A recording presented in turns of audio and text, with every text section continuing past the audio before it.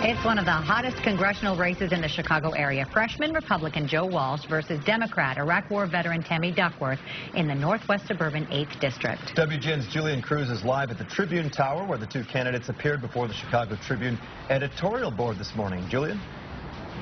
Dan, fiscal issues and the looming crisis over entitlement programs dominating much of the conversation here at the Tribune Tower.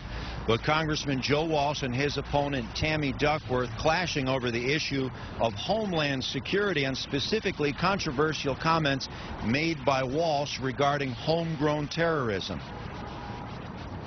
When you say that there are threats and you single out groups of Americans in exact towns to be the subject of fear, that's a scary thing. And I think that we need to do. Put aside the exact towns. Do you concur you have a there's responsibility? A threat? Put aside the exact towns. Do you concur there's a threat? Do you agree with Eric Holder's I think that the question was, do you have a responsibility to speak with caution? Absolutely.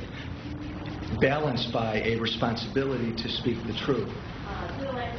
Republican Joe Walsh found himself on the defensive regarding a recent town hall meeting. Walsh, who sits on the House Homeland Security Committee, says that he threw out names of local towns in his district to make a point that the forces of al-Qaeda are recruiting radicalized Muslim Americans to strike at the United States. Walsh saying that they have even infiltrated many Chicago communities. He made that statement during that controversial town hall meeting, but he seems to be backing away from that now. Those comments were condemned by Democrats, from Illinois Governor Pat Quinn to the Council on American-Islamic Relations. At today's Chicago Tribune editorial board meeting, Walsh was not backing down. Eric Holder has said this is what keeps him awake at night. Not what's going on over in Israel or Syria. What's going on in America. We know that al-Qaeda has altered their attack.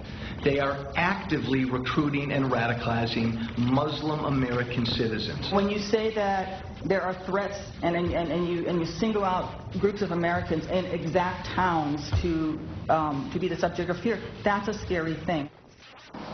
Community organizations have blasted Walsh, pointing to recent hate crimes like this week's shooting at a Morton Grove mosque. Police accuse a 51-year-old man of firing his high-velocity air rifle at the mosque.